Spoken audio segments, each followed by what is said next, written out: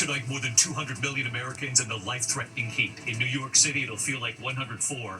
From New Orleans to Raleigh, it'll feel like 110 to 115. Philadelphia to New York to Boston, worsening tomorrow. New York City tonight and its heat emergency plan now in effect.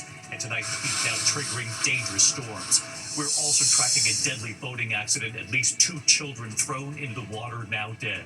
Other children in critical condition after a barge slams into a boat. Tonight, President Trump on the world stage pressed on Jeffrey Epstein and co-conspirator Ghislaine Maxwell, who just met with the Justice Department. The president now saying he is allowed to pardon Ghislaine Maxwell when he was asked about it, and said this about whether he ever went to Jeffrey Epstein's island. I never had the privilege of going to his island. The president describing what led to his falling out with Epstein. Tonight, amid the devastating images coming out of Gaza, President Trump now saying this is real starvation after Israel's claim there is no famine. The president saying you can't fake that. Tonight, the attack at a Walmart. New video showing the moment Good Samaritans confront the suspect armed with a knife, accused of stabbing 11 people. Authorities tonight revealing who he appeared to target. There is also late word coming in. There's been a deadly shooting outside a Nevada casino. New images just in: a plane has crashed into a car, sending multiple people to the hospital. Homeland Security officers storming the cockpit of a Delta passenger jet moments after landing, arresting one of the pilots in front of the passengers. Tonight, what he's accused of. This evening, the news on former NFL star turned college football coach Deion Sanders. Emotional today, revealing his battle with cancer and what he's now saying tonight about it all. Also, your health tonight, the new study on Alzheimer's, how you could slow the decline with some very simple steps. From ABC News World Headquarters in New York, this is World News Tonight with David Muir. Good evening. It's great to have you with us on a Monday night. We begin tonight with the extreme heat and severe storms. Much of the country is in the grip of life-threatening heat. More than 200 million Americans on alert from New York City right down to Florida, from New Orleans over to Raleigh. The heat index, when you factor in the heat and the humidity combined, expected to be well above 100 across the eastern half of the country. You can see it right there. In New York City, it'll feel like 104. From New Orleans to Raleigh, it'll feel like 110 to 115 degrees. Authorities are calling this a long-duration heat wave, the heat building from day to day with little relief at night. New York City tonight activating a heat emergency plan, and we're tracking severe storms along the margins of this heat dome now settling in over much of the country. Thunder and lightning right here in Glen Burnie, Maryland, and a tornado touching down near Watertown, South Dakota. Tonight, several states now bracing for those storms and dangerous winds. New York City, Philadelphia, Boston, all with worsening conditions tomorrow.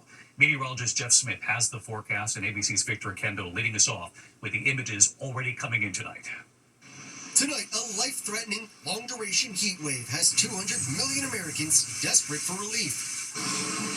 From the New Yorkers riding the subway, it's steamy, to the workers toiling in the Savannah heat. Today's been busy from the word-go. We started riding calls early this morning, and it was 90 degrees at 9 a.m., so it has been non-stop for heat illnesses. Anyone spending time outdoors is at risk. Pedro Rete telling me he keeps a close eye on his crew in this heat. When it's this hot, do you have to keep an eye on the other guys and make sure they're doing okay? Yes, sir. The city's fire department using these special ice pack vests to keep their firefighters, who carry 75 pounds of extra gear, cool. Battalion Chief Wayne Eiffel says whether you're a firefighter or not, the message is the same. Hydrate. That's number one. We tell people if you're hydrating the day of, you're ready late. You need to hydrate for tomorrow, today. Back in New York City, authorities activating their heat emergency plan, opening cooling centers and keeping city pools open later. The heat and humidity also a perfect recipe for severe storms. Multiple tornadoes touching down in the upper Midwest Sunday, this one in Watertown, South Dakota. And David, there is no relief here in Savannah tonight. Even at midnight, the heat index is still 90 degrees. That just makes the body work harder to keep cool. And this goes all the way up the East Coast. Tomorrow, New York City will feel like 104.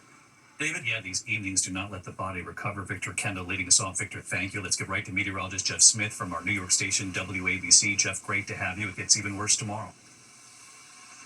Yeah, David, these heat advisories continue in the New York City area right through Wednesday, but this is such an extreme and wide-ranging heat wave across much of the central and eastern part of the country. Extreme heat warnings in these purple areas. We're talking St. Louis all the way down to Jackson, Mississippi, New Orleans, Savannah up to Raleigh.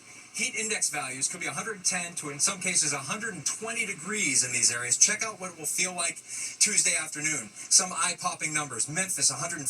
Little Rock, 111. Savannah, 110. And we do not get much relief at all across the southeast, right through the latter part of the week.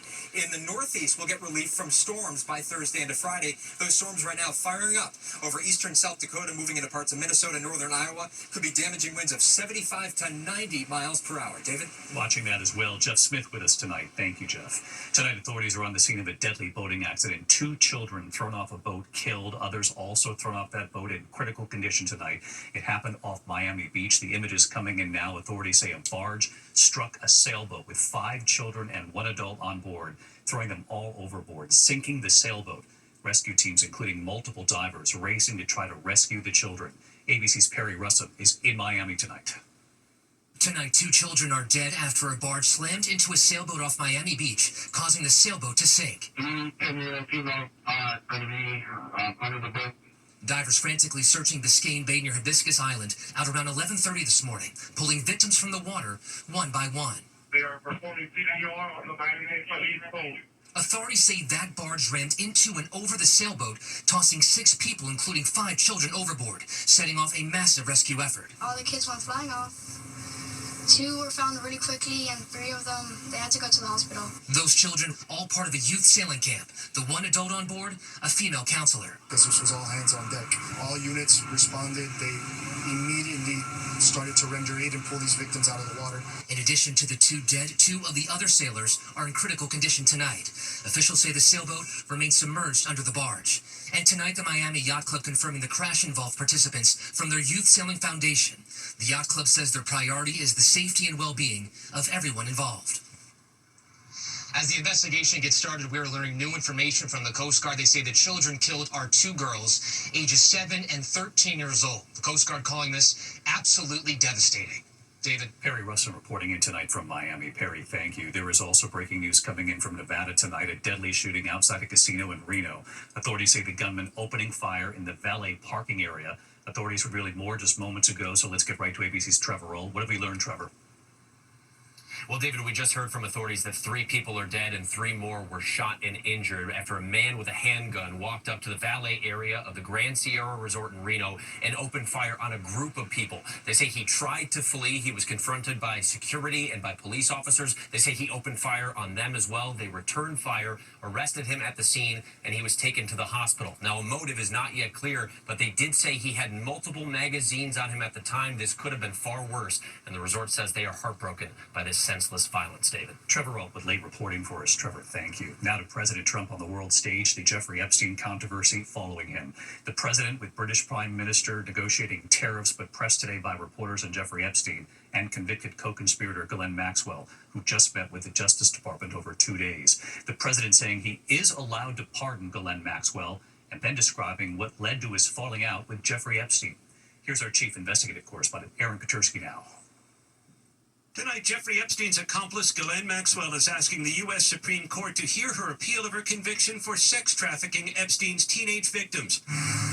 It follows Maxwell's extraordinary 2-day meeting with Deputy Attorney General Todd Blanche, a closed-door interview that lasted 9 hours. Blanche, until recently, was President Trump's personal attorney, and today the president would not rule out pardoning Maxwell. Well, I'm allowed to give her a pardon, but nobody's approached me with it. Nobody's asked me about it. It's in the news about that aspect of it, but right now it would be inappropriate to talk about it. Trump and Epstein were friends for more than a decade, socializing in New York and Palm Beach. Today, the president said he never accepted an invitation to visit Epstein's private Caribbean island, where underage girls were allegedly trafficked for sex. I never had the privilege of going to his island. And I did turn it down, but a lot of people in Palm Beach were invited to his island. In one of my very good moments, I turned it down. I didn't want to go to his island. When Epstein was arrested in 2019, Trump said they hadn't spoken in 15 years. Today, the president describing what led to their falling out. that Epstein had hired Trump employees from Mar-a-Lago. Stole people that work for me. I said, don't ever do that again. He did it again. And I threw him out of the place, persona non grata. I threw him out, and that was it. I'm glad I did, if you want to know the truth. David, we still don't know what information Ghislaine Maxwell may have provided to the Deputy Attorney General, but we do know she is serving a 20-year prison sentence, and she wants out. David? Aaron Petersky on this again tonight. Aaron, thank you. This evening, amid the devastating images coming out of Gaza, President Trump tonight saying this is real starvation after Israel's claim that there is no famine. President Trump saying you can't fake that. Rachel Scott traveling with the president in Scotland for us. Tonight, the world seeing images like these. Desperate families in Gaza reaching through bars, begging for food.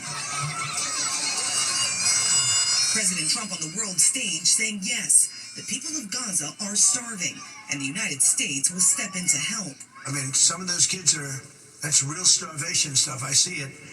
And you can't fake that. So we're going to be even more involved.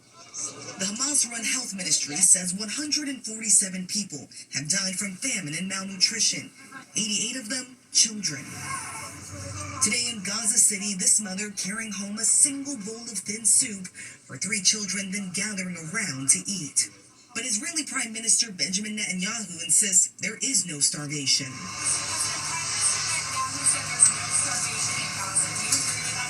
I don't know. I mean, based on television, I would say not particularly, because those children look very hungry. But we're giving a lot of money and a lot of food, and other nations are now stepping up. The president today also turning up the heat on Russia's Vladimir Putin.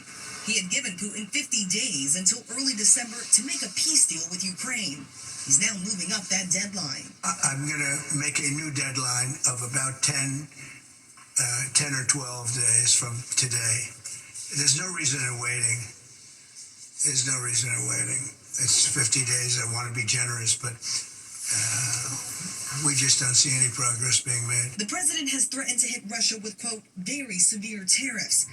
He's also wielding tariffs to negotiate trade deals, overnight unveiling a new agreement with the European Union. As part of the deal, the EU will buy American military equipment and $750 billion worth of American energy, and they will drop all tariffs on most American goods. The U.S., however, will impose a 15% tariff on most European products we import, including cars, pharmaceuticals, and computer chips. Economists warn American businesses will pay those tariffs and pass the cost along to consumers by raising prices. Another big part of why the president is here is to promote the family business. The president holding all of these meetings at the Trump family golf courses, and tomorrow he'll cut the ribbon on a new one in Aberdeen. David. Rachel Scott in Scotland for us. Rachel, thank you. Back here in the U.S. to the knife attack at a Walmart. Tonight we have new video here showing the moment that Good Samaritans confronted the suspect accused of stabbing 11 people. ABC's Mola Lengi is in Traverse City, Michigan tonight. Tonight, you're watching the moment police say these Good Samaritans jumped into action to take down a knife-wielding suspect who went on a random stabbing spree at a Walmart in Michigan. One man seen here pointing a gun at the suspect, yelling at him to drop the knife allegedly used to injure 11 people, including a Walmart employee. Derek Perry is the man holding the gun, now being hailed a hero. In an interview with ABC News, Perry, a husband, father, and former Marine, says anyone would have done what he did. I didn't think of anything other than trying to get him away from people and get him isolated and get him to put the knife down and just to kind of focus on me and instead of everyone that was yelling and screaming in the background. Today, the suspect, 42-year-old Bradford James Gilley, appearing in court, now charged with terrorism and 11 counts of assault with the intent to murder after police say he entered the Walmart around 4 p.m. Saturday and began attacking people near the checkout area with this folding knife that has a 3.5-inch blade. It seemed like all of the people who got stabbed and got attacked were people who couldn't physically get out of his way, like people in wheelchairs. Well, of the 11 injured, the worst off were 6 initially in critical condition. Tonight, David, all 6 have been upgraded and are said to be doing better. Mola Lengi with us. Mola, thank you. Now to the urgent manhunt at this hour after a mother and father were murdered while hiking with their 2 young daughters. Authorities say the daughters were not harmed. Here's Pierre Thomas.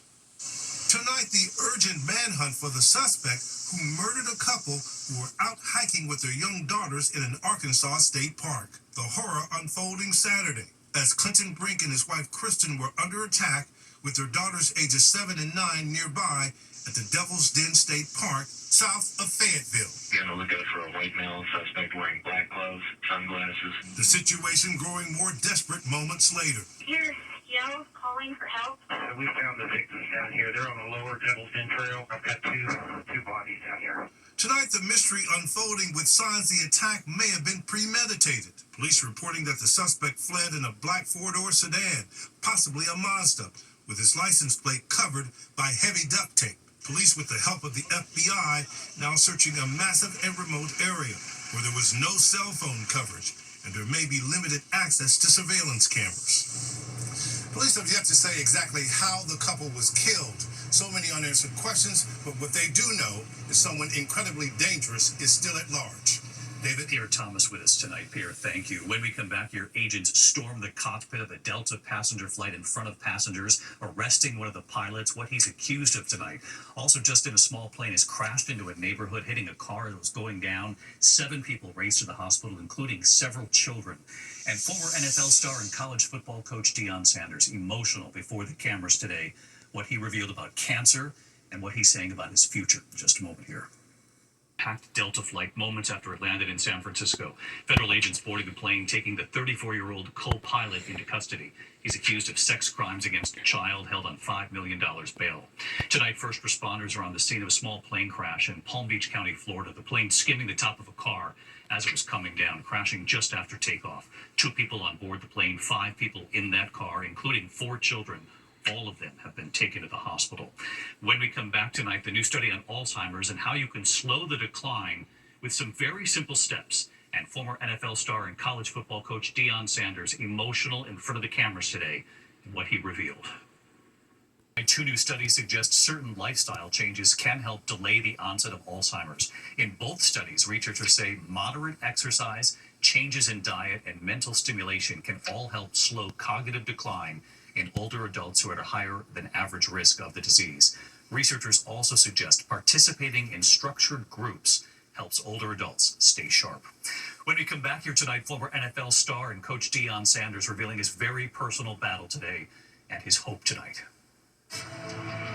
Finally tonight here, Deion Sanders, emotional, optimistic, and thankful. Tonight, NFL great Deion Sanders. Deion Sanders. Football Hall of Famer and 2-time Super Bowl champion. Deion Sanders is going to score. My God. Emotional as he reveals his battle with cancer, saying he was diagnosed with an aggressive form of bladder cancer just 3 months ago. No symptoms, no nothing. Healthy. Going in there to look at something else, you find something else. Bless me with this wonderful doctor that is better at her game than I was at mine. The biggest risk of... And tonight, remarkably, his medical team at UC Health University of Colorado Hospital now consider him cured. I am pleased to report that the results from the surgery are that he is cured from the cancer. Treated at the same university where he now coaches football. His family documenting the day of surgery and posting it on his son's YouTube page. It's a great day to cure cancer. Wheeling into surgery. That's right, we good. Everybody good? Waving to the other patients. Deion Sanders saying following the successful surgery to remove the cancer and his bladder in early May, he is now on the mend and he is grateful tonight. God is so good, you have no idea.